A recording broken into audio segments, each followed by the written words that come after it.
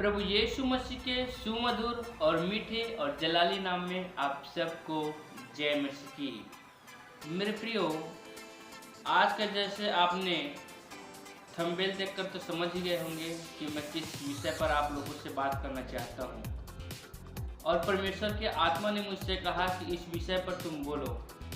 और मेरे कई अधिक ऐसे मसीह भाई बहन हैं जिनका ये प्रश्न भी था कि आप मसीह जीवन में कैसे आए। ये प्रश्न मेरे कई अधिक मसीह भाई बहन ने भी पूछा।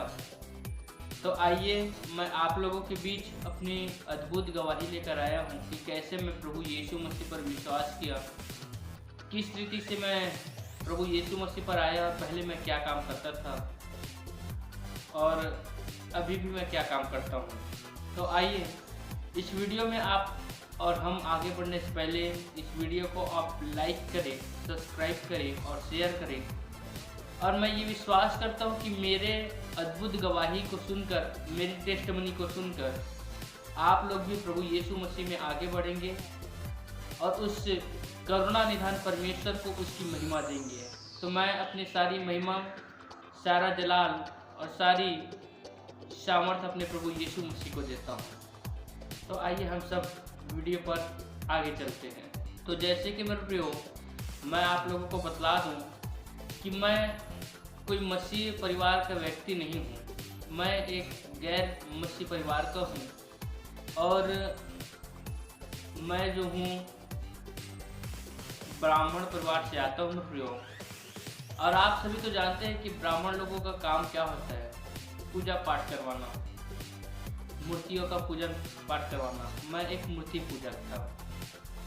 तो आइए हम मेरे जीवन के कुछ लम्हे पहले की बात हम जब देखें मेरे प्रियो, तो मैं पहले क्या काम करता था इसे मैं आप लोगों को बताना चाहता हूँ। तो मेरे प्रियो, जब मैं प्रभु यीशु मसीह पर विश्वास नहीं करता था तो मैं पहले प्रियो, उससे पहले मेरे प्रियो, मैं अपने गांव में जो डबल रोटी होती है ना, डबल रोटी जिसको चाय में भिगो कर खाते हैं, डबल रोटी जो है बेचने का काम करता था मैं प्रियो। कुछ दिनों तक उसे किया। उसके बाद फिर मैं जो हूँ बर्फ़ बेचने का काम किया। बर्फ़ आता है कुल्फ़ी में बेचता था। गांव गली गली में जाकर कुल्फ़ी बेचा करता था। तो मेरे पापा को जो है मेरे प्रियो ये सब अच्छा नहीं लगता था, क्योंकि मैं एक ब्राह्मण परिवार से हूँ। तो मेरे पापा लोगों को लगता था कि हमारे लोगों का नाक जो है गिरा रहा है। और एक दिन तो ऐसी बात आ गई मेरे प्रियो कि मैं जब कुल्फ़ी बेचने के लिए निकल रहा था तो मेरे पापा ने मेरे हाथ को जो है पूरी रीति से जो है मेरे हाथ को जो है पूरे ऐसे घुमा दिया था मेरे प्रियो। और मैं दर्द के मारे चीख रहा था, चिल्ला रहा था। और मेरे पूरा जो कुल्फ़ी था वो सब फेंक दिया था मेरे डैड ने, मेरे पापा ने। उसके बाद मेरे प्रियो मैंने बंद कर दिया। उसके बाद मेरे प्रियो मैं पेपर बेचने का काम किया। मैं पेपर गांव गली गली में देता था, होटलों में, दुकानों में पेपर बेचने का काम किया। लोगों को ला कर न्यूज़पेपर देता था। और उसके बाद मेरे प्रियो मैं बचपन में गंदे फिल्म भी देखना मुझे ज़्यादा पसंद था और मैं गंदे फिल्म भी ज़्यादा देखता था। उसके बाद मेरे प्रियो यूँ ही सब मैं किया। उसके बाद फिर बंद कर दिया, अपने काम धंधों को बंद कर दिया। फिर मेरी पढ़ाई शुरू हुई।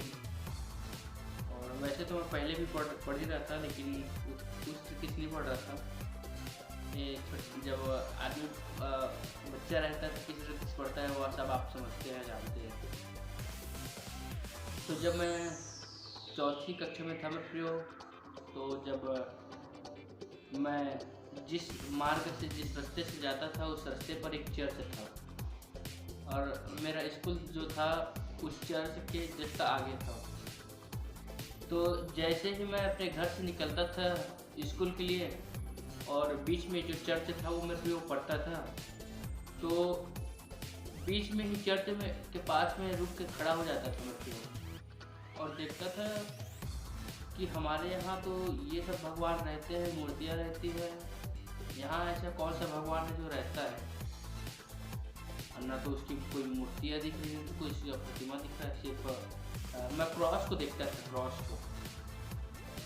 और एक घंटा था, बड़ा घंटा, उस चर्च में घंटा लगा हुआ था, उसको देखता था और फिर पढ़ने चला जाता था। ऐसे जब मैं चौथी में था तो मैं डेली बेस में ऐसे करता था। मैं डेली वहीं पर जाके खड़ा हो जाता था और देखने लग जाता था।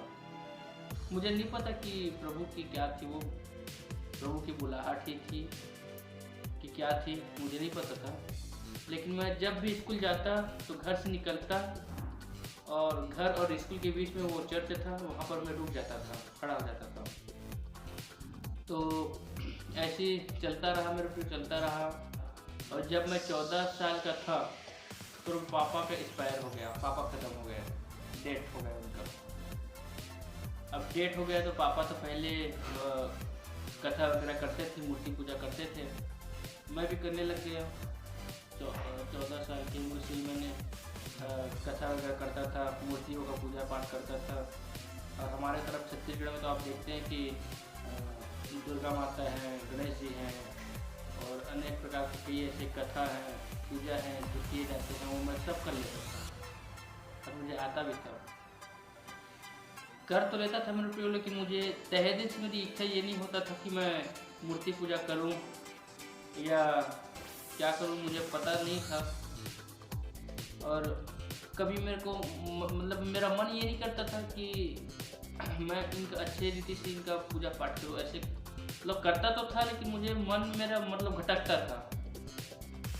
और कई बार मैं रोता भी था कि भगवान है तो भगवान सुनता क्यों नहीं है, ऐसे रोता भी था।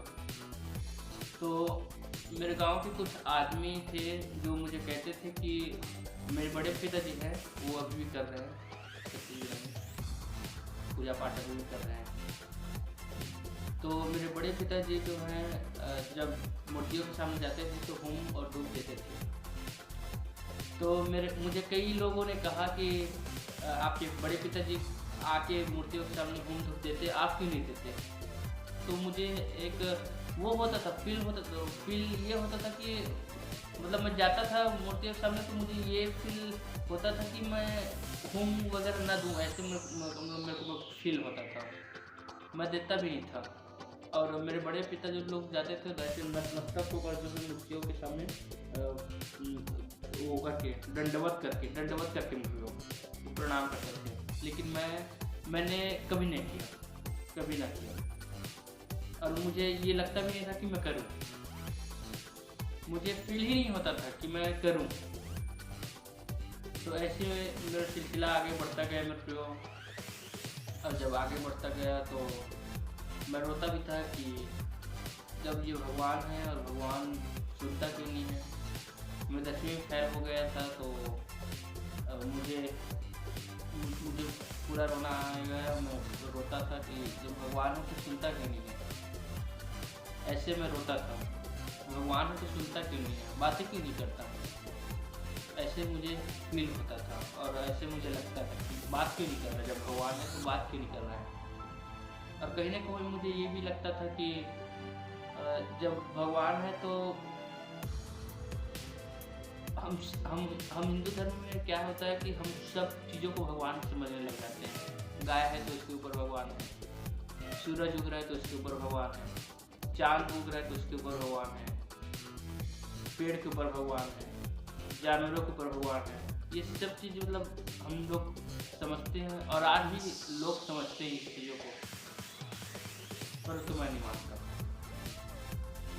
क्योंकि जिसने पृथ्वी और आकाश का सृजन किया, जिसने हमको बनाया, वही सबसे बड़ा भगवान है। तो मैं प्रियो ऐसे मेरा सिलसिला आगे बढ़ता गया और मैं प्रभु में नहीं था।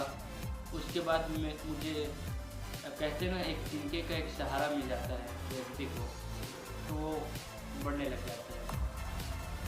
वैसे ही मैं प्रियो मुझे भी एक तिनके का सहारा मिला और मेरी जो वाइफ बनी वो मसीह विश्वासी थी मेरे प्रियो, जो मेरी वाइफ बनी, वो चर्च जाया करती थी।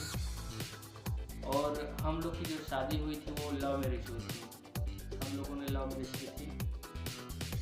और वो चर्च जाया करती थी। एक बार मुझे भी उसने कोरबा के चर्च में लेकर गई थी, और लेकर गई तो मैं देखा वहाँ, मुझे लगा कि पागल वागल हो गए क्या ये लोग कैसे कर रहे हैं। कोई ऐसे हाथ हिला रहा है, कोई ऐसे गा रहा है, कोई ऐसे नाच रहा है। मुझे लगता है पागल वागल हो गए क्या ये लोग। मैं उस दिन थोड़ा बैठा उस चर्च में, लेकिन आ गया क्योंकि मुझे अच्छा नहीं लगा अंदर, और ये वहीं बैठी हुई। और उसके बाद उसी दिन क्या हुआ कि खाना वगैरह का प्रोग्राम था तो चर्च में, तो मैंने कहा कि मैं नहीं खाऊँगा, मैं क्रिश्चनों के हाथ में खाऊँगा, मैं खाऊँगा तो। ऐसे करके मैं आ गया, वापस आया और वहाँ सड़क के पास बैठा हुआ था गाड़ी में, ये लोग खाना वगैरह खा के आए। फिर मैं इसको घर तक छोड़ा, उसके बाद मैं घर आ गया। उसके बाद मैं इसे भगा कर लेकर आ गया, और हम लोग शादी किए और दिल्ली में रहे, और अभी भी दिल्ली में ही। तो मेरे प्रियो, जब दिल्ली में मैं इसे लेकर आया तो मैं चाहता था कि ये भी पूजा पाठ करे, जैसे मैं पूजा पाठ करता था। तो मैं चाहता था कि ये भी पूजा पाठ करे, और मैं इसे कहता था कि तू पूजा पाठ क्यों नहीं करती। तो ये मेरा मन रखने के लिए ये क्या करती थी, ये पूजा पाठ करती थी मेरा मन रखने के लिए। इसका स्वयं दिल से इच्छा नहीं था कि मैं करूं, लेकिन मेरा मन रखने के लिए ये पूजा पाठ करती थी। और मैं कहता भी था कि तू पूजा पाठ कर, तुझे कोई ऐसा दूसरे भगवानों का नहीं मानना है तो पूजा पाठ कर। और मैं इसके हाथों में अगरबत्ती पकड़ा दिया करता था, ले पूजा पाठ कर। दीपावली का भी पूजा किया। तो इसी प्रकार हमारी गृहस्थी आगे बढ़ती गई मित्रों। तो ये जो है, इसको एक चर्च का पता चला वहाँ ग्रेटर नोएडा में। और ग्रेटर नोएडा में जब चर्च का पता चला तो ये गई ग्रेटर नोएडा की चर्च, और मैं भी जो हूँ मैं विश्वास में नहीं था, तो मैं अपना ड्यूटी आया जाया करता था। और ये गई वहाँ के पादरियों से मिले, पास्टर साहब से मिले, और इसने उसी दिन से मेरे लिए प्रार्थना करवाना शुरू कर दिया। और पादरी साहब भी प्रार्थना करना शुरू कर दिए। तो एक दिन क्या हुआ कि पास्टर जी लोग घर आए थे। तो मैं ड्यूटी से जस्ट घर आ रहा था, उसी टाइम वो भी मेरे घर से निकल रहे, और मैं ऐसे टीका वगैरह लगा के जो हूँ घर आ रहा था। टीका वगैरह लगा था मेरे चेहरे पर, तो वो लोग समझ गए कि ये उसी का पति है। तो जैसे ही मैं आगे बढ़ा मेरे प्रियो, तो उन्होंने कहा कि और ब्रदर कैसे हो। तो मुझे प्रतीत हो गया था कि ये पास्टर साहब है, पास्टर जी हैं, इनको बुलाया है। और मैंने तो ये ठान लिया था कि आज तो इसे छोड़ूंगा नहीं। वो जैसे ही आगे बढ़े थे मेरे प्रियो, तो मैं वहाँ पर ज़मीन पर थूक दिया था। और उन्होंने कहा, उस तरफ से मैं ऊपर गया पूछा, तो बोले कि ये लोग आए थे। मैंने बोला मेरे प्रियो कि मैं थूकता हूँ ऐसे भगवान पर, क्योंकि वो विदेशी है। मेरा मन कैसे हुआ कि मैंने सोचा तो था, नीचे सोचा था, ऊपर में छत में था मेरा जो मकान था, जो किराए का मकान था, वो छत में था। और मैंने नीचे में सोचा था कि आज तो जाके इसको बताऊंगा। लेकिन सोचा तो था मेरे प्रियो बताऊंगा, लेकिन कहते जो प्रभु की इच्छा होती है वही होता है, और एक तय समय तय टाइम में ही होता है जो भी होता है। तो मेरे प्रियो वैसे ही मैं आगे बढ़ता गया, तो मैं कुछ नहीं किया इसको। तो इस प्रकार से इसका चर्च जानने का जो सिलसिला था वो जारी था मेरे प्रियो। और वहाँ पादरी साहब और पास्टर साहबों का भी प्रार्थना जारी था। तो इसी प्रकार जो है, एक बार फिर पास्टर जी लोग हमारे घर आए, और जैसे ही घर आए तो उन्होंने एक वचन मेरे सामने प्रस्तुत किया। इसने कहा कि जाकर बैठो। मैंने कहा नहीं, मैं नहीं जाकर बैठूंगा। फिर इसने कहा कि जाओ बैठो, कोई आया है तो बैठो। तो मेरे को भी लगा कि अरे मेहमान आते हैं तो कोई मेहमान आया तो तब जाके बैठना भी चाहिए, है ना। तो मैंने नहीं कुछ कहा, जाकर बैठ गया। और जैसे ही मैं जाकर वहाँ बैठा मेरे प्रियो, तो मुझे एक वचन मेरे कानों में आया, और ये वचन था यूहन्ना 3:16। और वचन यूँ था मेरे प्रियो कि परमेश्वर ने जगत से ऐसा प्रेम किया कि अपने इकलौता पुत्र को दे दिया, ताकि जो कोई लोग उस पर विश्वास करे वो नाश ना हो परंतु अनंत जीवन पाए। ये मेरे कानों पर ये वचन है। पास्टर साहब ने ये वचन से संबोधित किया तो मुझे कुछ ऐसा लगा कि मेरे जीवन में कुछ तर्क मेरे पास आया मेरे प्रियो, कि मेरे जीवन में ऐसे कुछ तर्क मेरे पास आया कि मुझे ऐसा लगा कि कोई चीज़ मुझे जो है पवित्र कर रहा है। ऐसे कुछ मुझे लगा कि कोई चीज़ मुझे जो है पवित्र कर रहा है, सिर से लेकर पाँव तक कोई चीज़ मुझे पवित्र कर रहा है।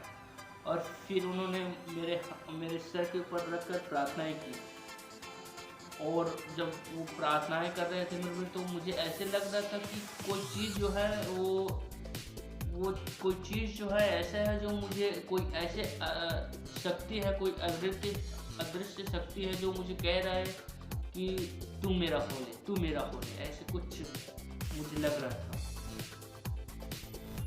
तो मैंने भी कहा कि फिर मैंने भी मतलब उस समय तो मुझे कुछ समझ नहीं आ रहा कि क्या हो रहा है, लेकिन कुछ ऐसे मुझे लगा कि मेरे सर से लेकर पाँव तक जो है कोई ऐसे ठंडक मेरे शरीर पर लगी कि मुझे ऐसा लगा कि कोई मेरे अंदर प्रवेश कर रहा है, कोई मेरे अंदर कोई ऐसा अदृश्य शक्ति है जो मेरे अंदर कोई प्रवेश कर रहा है। मुझे ऐसा लगा, मुझे ऐसा प्रतीत हुआ। तो मैंने फिर और जब वो गए तो पहले बार जब आया था तो मुझे तो गुस्सा लगा था, और जब दूसरे बार आके वो मेरे लिए प्रार्थना किया तो ये वचन मेरे सामने आया प्रभु का, तो मुझे मेरा शरीर जो है मुझे एकदम ऐसे लगा कि अब फ्री हो गया है। साइकिल होती है, साइकिल जब हम शुरू लेते हैं तो एकदम फ्री रहता है ना। वैसे ही टाइप का मुझे ऐसा लगा कि मेरा शरीर का कण एकदम फ्री हो गया है पूरा। मेरे शरीर में जो नट वगैरह हो रहे होंगे जो वो सब जो है कस दिया गया है, ऐसे लग रहा था मुझे, एकदम शरीर फ्री हो गया। तो इसी प्रकार शरीर जो है मेरा फ्री हो गया था मैं फ्री। और फिर पास्टर साहब लोग गए, तो वो गए और वो गए और जाने के बाद मैं फिर ऊपर आया। उसके बाद मुझे ऐसे प्रतीत हुआ मैं प्रियो, और मैं वहीं पर जो है ज़मीनों पर घुटना टेक दिया और प्रभु यीशु मसीह के नाम का अंगीकार किया, और प्रभु को मैंने अपना उद्धारकर्ता ग्रहण किया। और ऊपर आके कहा कि आज थोड़ा अच्छा लग रहा है भाई। उसने कहा प्रभु की।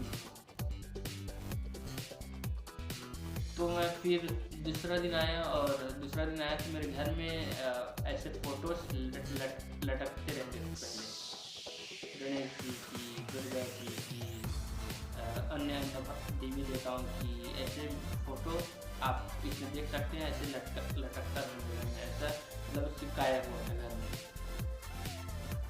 मेरे मन में कुछ ऐसा हुआ मतलब कि उसी दिन खटक गया कि अब ये नहीं रहने वाले हैं, इनके लिए कोई स्थान नहीं है, इनके लिए कोई स्थान नहीं है मेरे जीवन में। ऐसे मेरे मन में ऐसे खटका, और मैं जैसे ही वो फोटो वगैरह जो चिपकी हुई थी उसे लिया और मैंने फाड़ा, और फाड़ के जो है एक बोरी में भरा और बोरी में भर के फेंक दिया। और फेंका मेरे प्रियो। उसके बाद फिर शरीर एकदम फ्री हो गया था, फ्री, अच्छा लगने लगा। तो एक बार फिर तीसरा बार इस बार पास्टर जी लोग आए तीसरा बार, और जब तीसरा बार आए थे तो 2 बार तो उन्होंने हमारे घर में देवी देवताएं देखे थे, लेकिन तीसरा बार जब आए थे तो उन्होंने देवी देवता हमारे घर में नहीं देखे। तो हो सकता है उन्हें कुछ लगा होगा, तो उन्होंने कहा कि उद्धार आज आया है। उन्होंने कहा कि उद्धार आज आया है।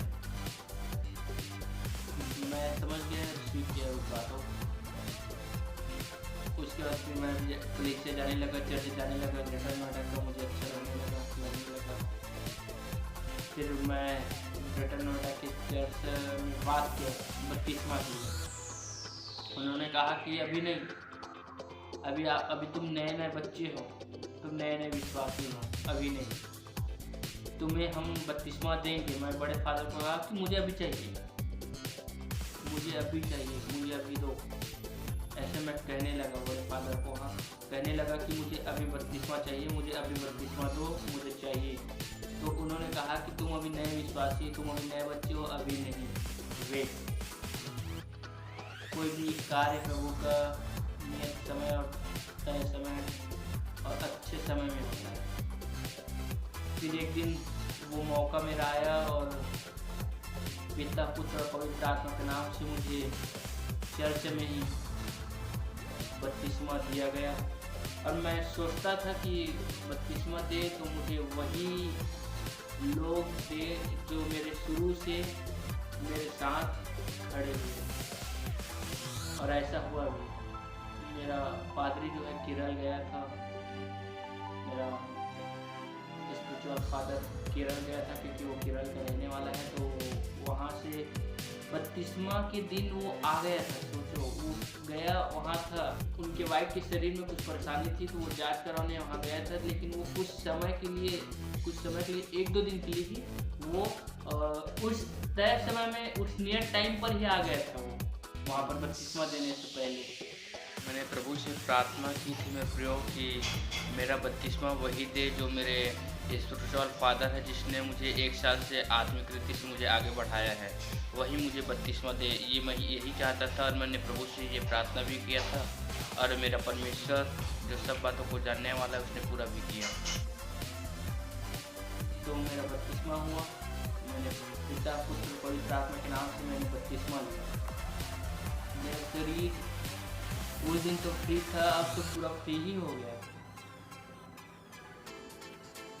और फ्री हो गया तो फिर एक बार फिर मैं चर्च मीटिंग अटेंड कर रहा था, तो बाहर से एक भविष्यवक्ता आए थे, प्रॉफिट साहब आए थे। उन्होंने मेरे लिए भविष्यवाणी की कि परमेश्वर तुम्हें जो है लोगों के बीच खड़ा करेगा, और तुम अनेक जगह जाके प्रभु का प्रचार करोगे, और तुम्हें परमेश्वर हर एक बातों को बदलाएगा, प्रॉफिट बनोगे तुम, प्रॉफिट। मेरी इच्छा तो था राजनीति में जाने का, क्योंकि मैं राजनीति लेकर पढ़ा भी था, और परमेश्वर ने मुझे क्या बना दिया। तो प्रभु जो भी करता है अच्छे के लिए करता है। मैंने रिसीव किया उनकी बातों को, और उस दिन मैं रिसीव किया, और आप आज देख सकते हैं मैं प्रचारक हूँ, और एक अच्छा चीज़ों को बता सकता हूँ। प्रभु जो मुझसे बातें करता है वो लोगों तक पहुँचाता हूँ। और प्रियो, उसी प्रकार मेरी ज़िंदगी आगे बढ़ता रहा तो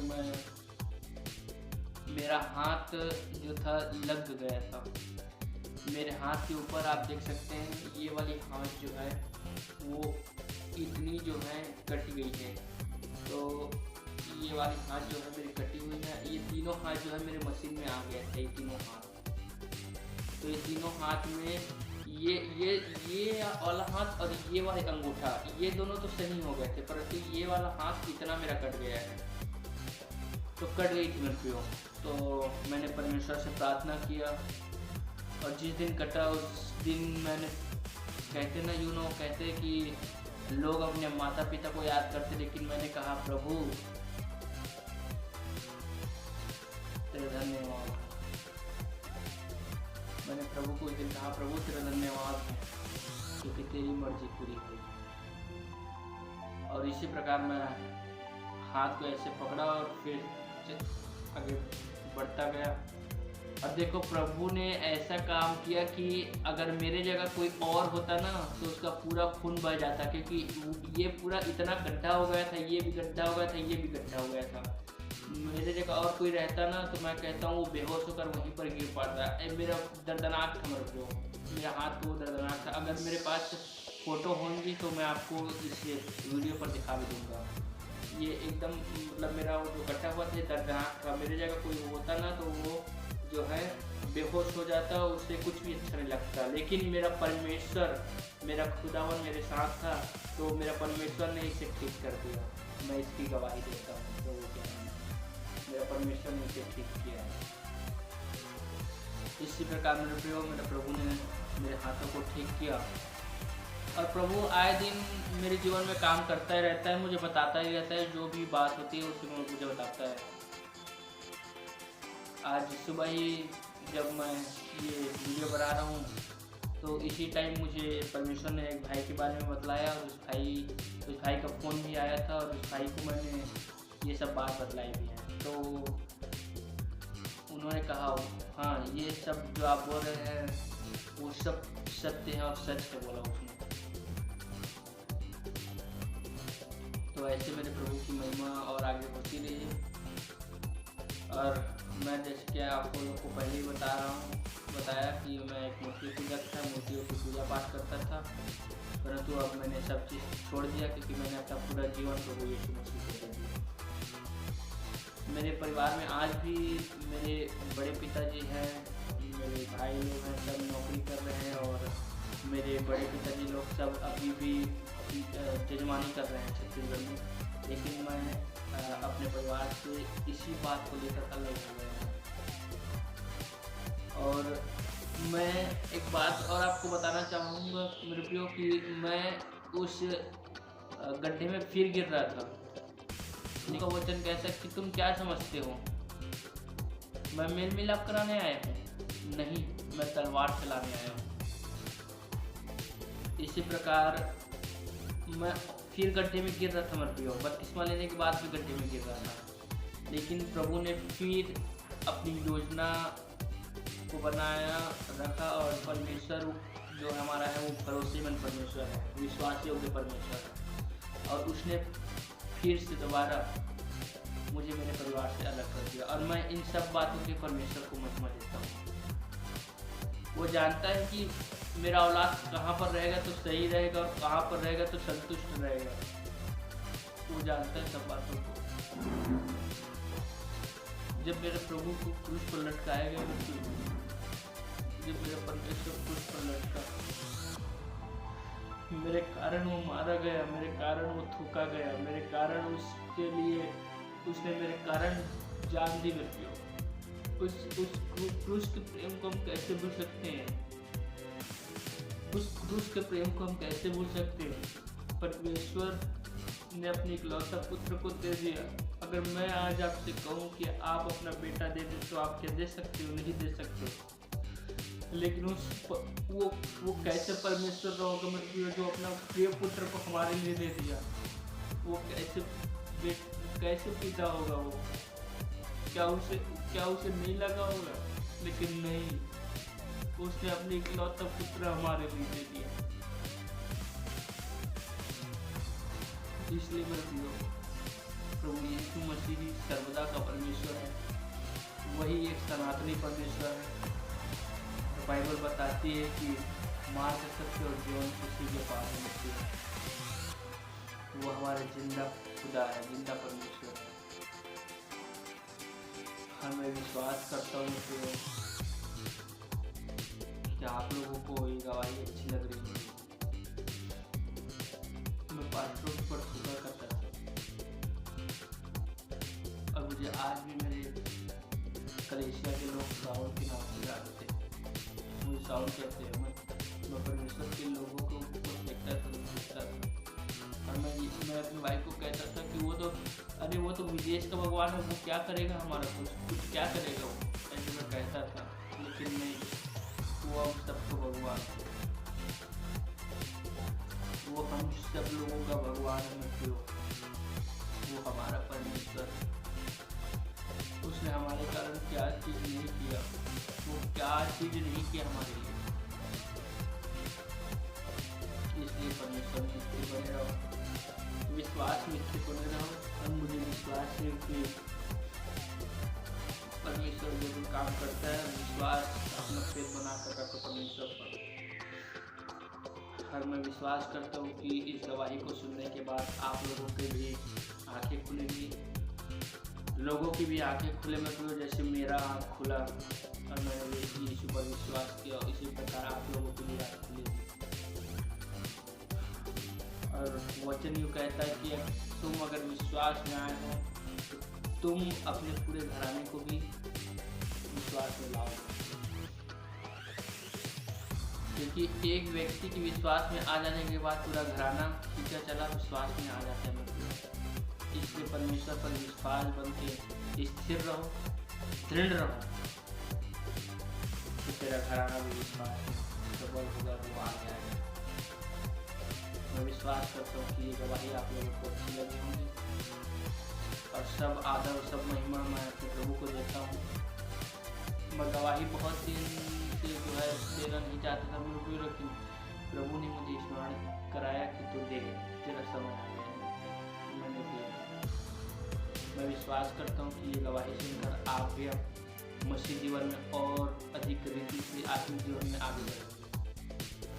और मैं सब बात अपने प्रभु यीशु मसीह को देता हूँ, प्रभु यीशु मसीह के जलाली नाम से, और सब बात मैं प्रभु के हाथ में सौंपता हूँ।